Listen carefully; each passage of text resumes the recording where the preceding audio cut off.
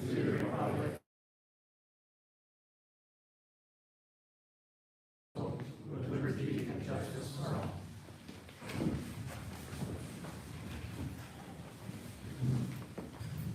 Oh, great, I do have our public comment sheet. As I call your name, please come up to the podium. We have 3 minutes. It'll be displayed on the screens. We do ask that you refrain from mentioning staff and student names in your remarks.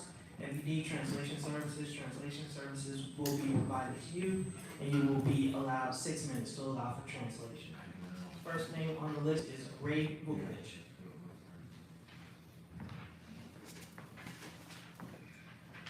And you know the routine, Mr. Vukovich, but whenever you start speaking, your time will start. Good evening. About 2.5 hours ago, we received information through a Freedom of Information request from this district. And it pertains to the position at Whittier School, the interim principal, and before that it was the same person was the assistant principal. And it's quite interesting when you look on the application. I've sat in many job interviews, interviewing people over the years, and the one thing that you're taught to look for are red flags. And I had that in my possession for less than 15 minutes, and I found 3 red flags. One being the fact that this individual had been an assistant principal in Chicago at the same school for just under 10 years and left that school district in March of 2019. The reason being was residency.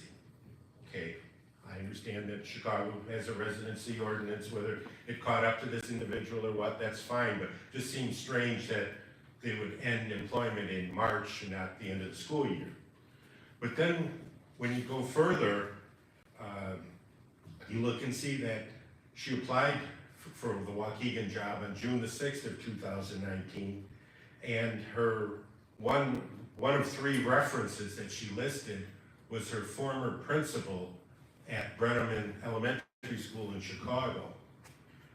The interesting thing about that is that individual had been put on leave in Chicago on April the 12th of 2019, almost 2 months before your new hire here applied. So she gave basically some false information here, or people here didn't do their job and vet this person, because it was all over. Again, within a few minutes, I found the letter from CPS in April putting that other principal on leave. The third thing there was salary. The fact that she was coming from $112,000 at CPS to $74,500 here, a 33% pay cut. Again, another red flag. I just, you guys, you got problems here with your system. You're bringing people in, and it affects other staff in the district, and at the end of the day, it affects the students. So something needs to be tightened up here, because at the end of the day, it's the 7 of you that are elected that are ultimately responsible. Thank you. Thank you, Ms. Vukovich.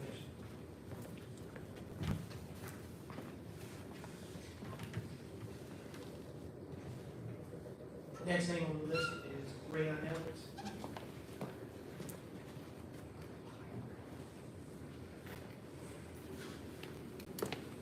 And whenever you're ready, Ms. Edwards, your time starts. Good evening, board, superintendent, community members. Again, we here echoing what Mr. Ray Vukovich said. We know the system is not working. It seems like every time there's a meeting, there's something with staff listed on there. And it's quite ironic that things are happening with these staff, and these staffs have no knowledge of knowing. And so, speaking of that particular school that he was just speaking of, we bring someone from there over here. They're not here a whole year, and they are already demoting. And I'm not understanding why that being, when we are not even doing regular evaluations of these employees. So to demote them without evaluating them is kind of like very strange to me. But I want to talk about a situation from the last meeting when I was here. I was leaving up out of here, and I was going down the stairs, and I was accompanied by a board member as well as a safety staff and an employee in this building in Lincoln Center. And I was speaking with this board member, my frustration about the things that is going on. And as I was speaking to this board member, I noticed two people being behind me, one man and one woman. And I stated to this board member, I said, just like said individual is putting our staff on punishment, making them sit in rooms, adults, y'all, grown folk, and we not even disciplining our kids. And this employee said to me, in front of this board member, as well as a safety staff member, yeah, I do. I sure do. And I said, do you hear this man? He is taking pride in it. And everybody know I come up here and I speak. And I'm a member of the community. They know the work that I'm doing in the community. So for him to say that, that's some arrogant shit, excuse my French. And you cannot make me believe that he took pride in saying that to me, and nobody in this building knew this. Nobody on this panel knew this. And we accepting this? This is acceptable behavior, but y'all telling our kids they need to act right, huh? They over there threatening and whooping teachers and things of that nature, and we can't even suspend them. We send them to the office and letting them play video games and give them candy and send them right back to class. But an adult here is accused of something. Accused. And they're placed on punishment. Disgusting. And unfortunately, we can't use names, but I think he needs to be placed on punishment. Permanent punishment. Like no longer here. Because we don't have room for that here in the district. Thank you. Thank you, Mr. Albers. Thank you to everyone who spoke during public comments. This concludes our public. We can get the agenda back on the screen. For those who may be participating, we will have a better quality video uploaded, but right now, technology, this is one of the things I'm a big proponent of technology. It's great when it works.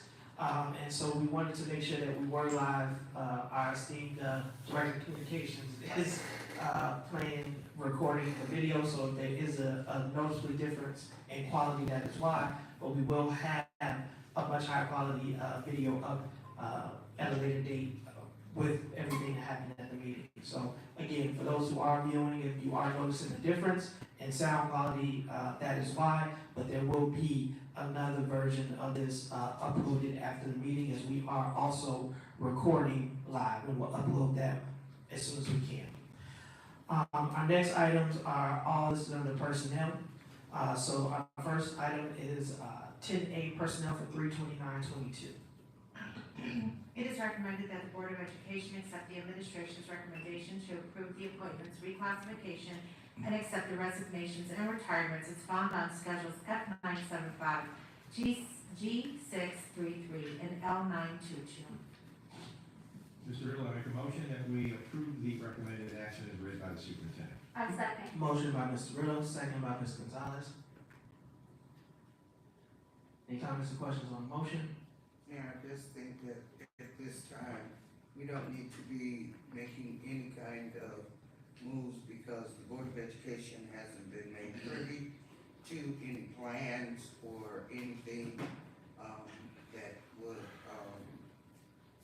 that would justify, in my opinion, some these actions. Any other comments or questions? Roll call vote. Mr. Riddle, Yes. Mr. McBride, Yes. Ms. Gonzalez, Yes. Ms. Hannah, No.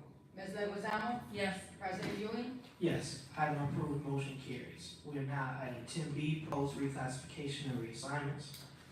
It is recommended that the Board of Education initiate proposed reclassification and reassignment of assistant principals, directors identified in the immediately preceding closed session, and that the superintendent be authorized and directed to issue written notices to such administrators, substantially in the form of XA shared in closed session.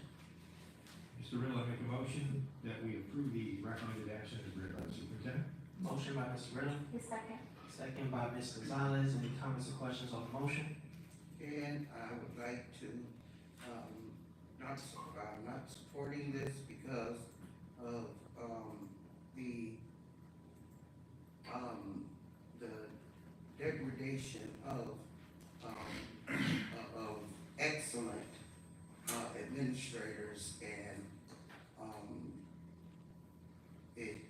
again, there's no plan about how we're moving forward. I want to also make a statement too, or a comment. Thank you, Ms. Hannah. Are you finished? Yes, I am. Okay. I really value everyone who comes to Waukegan and teaches and works for the district because our students need it the most.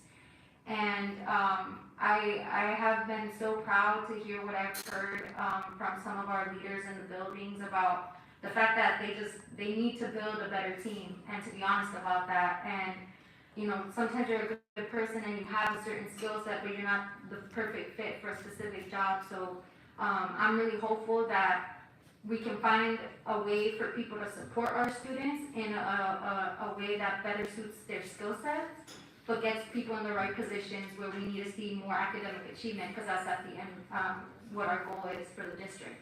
So everybody she want. She meaning the superintendent. I'm not gonna go back and forth, but you know, building leadership is the lever of success, and we've as a board discussed that. And so if the people in the buildings are telling me that they need different people, I'm not gonna go against that, so yes. Yeah, I wanna make a comment as well. I'm in agreement because I didn't heard enough noise out of the building. Also, I didn't heard enough noise out of the public. So if I'm hearing it from the building and I'm from the public, there must be some change. And if this is gonna be effective and create some change and make things better, I'm all for it. And if I will, I'm gonna comment on, what Mr. McBride said. And I'm gonna say that it would be quite accurate what was said. However, if it were, focused on the problem building, it would be another thing, but these changes are not being focused on the problem building, that problem building being Brookside, and we're not focusing anything on Brookside, and so that's where my dissension or dissent comes in. And I just wanted, for the record, very clearly state that this is not just Washington, this is also Brookside. So I get what you're saying, Ms. Hannon, that you wish it would have been maybe just Brookside, but I don't want the impression to be that nothing was happening with Brookside administrators. I think they're good people who have been with the district a long time, and I hope that there are other opportunities that they have in District 60, and I would encourage them to look for those opportunities as well as HR to help and assist them in whatever next is for them in this district. But at this time, I will be supporting the recommendation, and it does apply to both buildings. I haven't seen the plan, so I wouldn't know. It was an attachment as far as what was happening. Washington. For both sides. So it was attachment, so for the board, and again, those names were not listed, it is under executive content. With that, we have a motion and a second, roll call vote please. Mr. Riddle, Yes. Mr. McBride, Yes. Ms. Gonzalez, Yes. Ms. Hannah, No, Ms. Leguizamo, Yes. President Ewing. Yes, item approved, motion carries. We are now at item 10C, approval of reclassification of operations division position.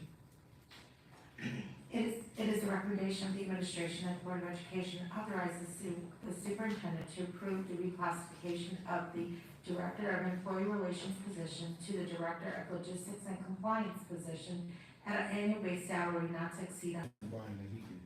Mr. Riddle, I so move that we approve make a motion that we approve the recommended action as read by the superintendent. Motion by Mr. Riddle, I second. second by Ms. Gonzalez. Any comments or questions on the motion? it's real interesting how we can make up job positions for, particular people, but then we are getting rid of other people. And I'm just gonna say that.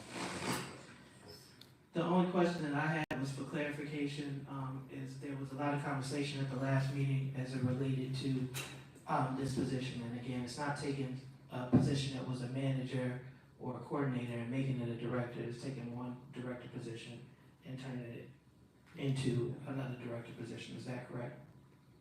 Yes. Thank you. Any other comments or questions on the motion? The only other thing I might say is that this position had been vacant for a long time, so it was needed to be revised, and there's another position that's needed, so it was redrafted as a new position, so I support that. Thank you, Mr. Riddle.